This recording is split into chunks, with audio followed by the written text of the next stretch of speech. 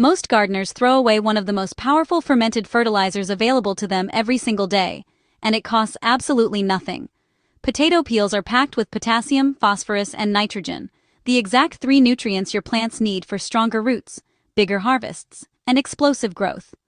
Ferment those peels for just 7 days, and you have a living liquid fertilizer that your plants can begin absorbing almost immediately, with visible results appearing in as little as 24 hours after your first foliar application. I am going to walk you through exactly how to make this fermented potato peel fertilizer for plants, step by step, starting right now. Potato peels are not kitchen waste. They are a concentrated source of plant nutrition that most gardeners never think twice about. Potassium is the dominant nutrient in potato peels, and it plays a direct role in root strength, water regulation, and how well your plants handle heat and stress. Phosphorus drives flowering and fruit production, and even small consistent doses can trigger a noticeable increase in bloom count and fruit set. Nitrogen, while present in smaller amounts, supports the leafy green vigorous growth that gives your plants the foundation to produce. When you ferment these peels in water for 7 days, beneficial microorganisms break down the cell walls of the potato peel and convert those bound nutrients into a bioavailable liquid that plant roots can take up almost immediately. The fermentation works passively in the background every night while you sleep, and when you apply the finished fertilizer as a foliar spray, your plants can begin visibly responding within 24 to 48 hours. Once you understand what is actually happening inside that jar, you will never throw away a potato peel again. The supply list for this recipe is short, and you likely already have most of it on hand. You will need a clean 1-gallon glass jar or a food-safe plastic container with a loose fitting or breathable cloth cover.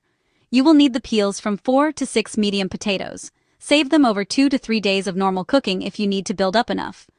You will also need 2 tablespoons of unsulfured molasses, 1 teaspoon of raw apple cider vinegar, and roughly 3 quarts of unchlorinated water. The molasses acts as a direct food source for the beneficial microbes that drive the fermentation process, and the apple cider vinegar gently acidifies the water to create an environment where those microbes multiply most efficiently. Filtered water or collected rainwater works best as your water source. If you are using tap water, simply fill a pitcher and let it sit uncovered on the counter overnight, which allows the chlorine to off-gas before you use it.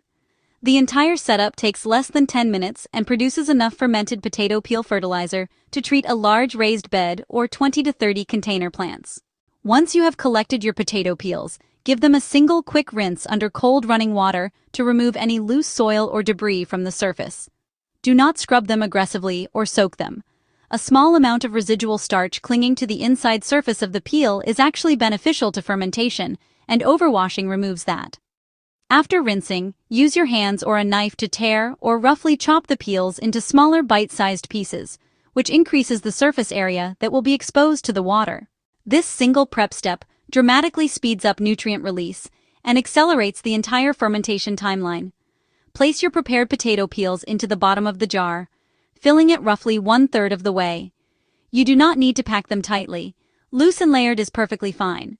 Giving the microbes room to circulate around the peels matters more than total volume, so resist the urge to overload the jar. With your potato peels resting in the bottom of the jar, it is time to add your fermentation activators. Pour 2 tablespoons of unsulfured molasses directly over the peels and watch it slowly coat and sink between the pieces.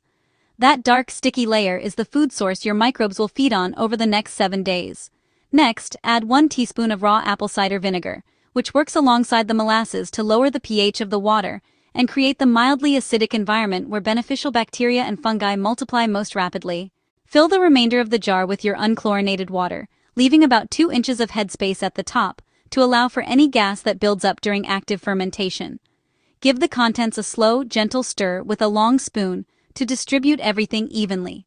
Cover the jar with a clean cloth secured with a rubber band, or rest a loose-fitting lid on top without sealing it. The fertilizer must breathe as it ferments.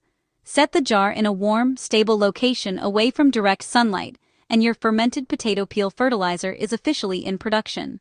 Place the jar in a warm location with a consistent temperature between 68 and 78 degrees Fahrenheit. A kitchen counter, a mudroom shelf, or a warm corner of a garage all work well during the growing season.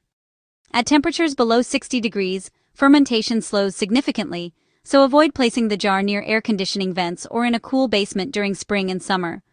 Consistent warmth is what drives the microbial activity that converts the potato nutrients into a ready-to-use liquid fertilizer for plants. Check on your fertilizer once each day.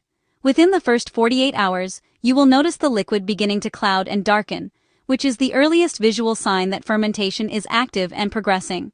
Once a day, briefly loosen or remove the cover and give the jar a slow, gentle swirl to redistribute the contents and prevent anything from sitting stagnant at the bottom.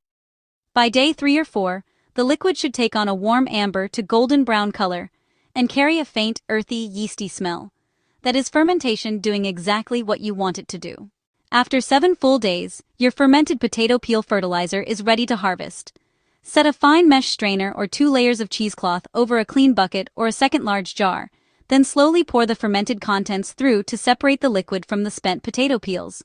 Press the peels firmly against the strainer with the back of a spoon or with your hand to extract every last drop. That liquid is your finished fertilizer, and none of it should be wasted. The pressed-out solid peels can go directly into your compost bin, where they will continue to break down and contribute organic matter to your pile. The finished fertilizer should appear as a clear to lightly hazy golden amber liquid with a mild earthy scent. If it smells earthy and fermented rather than rotten or sulfuric, it is ready and safe to apply to your plants.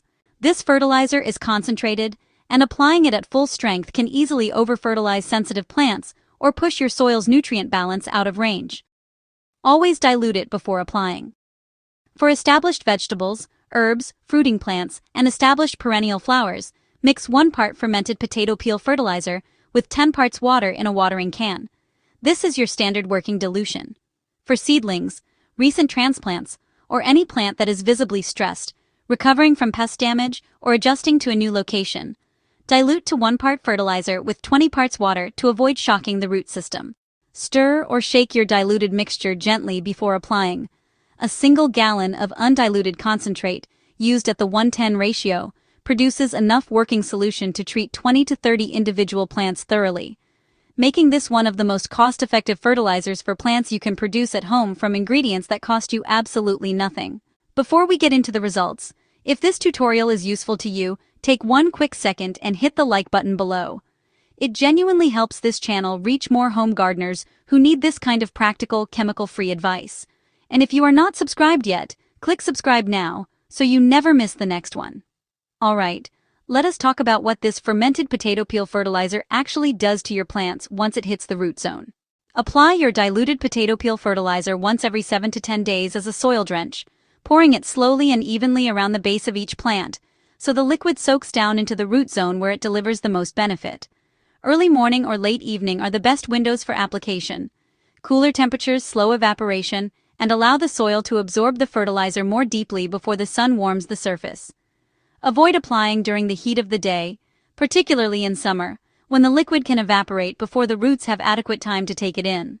You can also use the diluted fertilizer as a foliar spray, applying it lightly to the undersides of leaves with a small hand sprayer. And this is where the overnight results come in. Leaf tissue can absorb nutrients directly and quickly, which means a foliar application made in the evening can trigger visible changes in leaf color, posture, and vitality by the following morning. For the best overall results, alternate between the 2 methods. Soil drench 1 week, light foliar spray the next, to ensure the plant is receiving nutrition through both the root system and the canopy. If you brew more potato peel fertilizer than you can apply in 1 session, store the undiluted concentrate in a sealed glass jar in the refrigerator for up to 3 weeks. Cold temperatures slow any residual microbial activity and keep the fertilizer stable without killing the beneficial organisms that make it effective.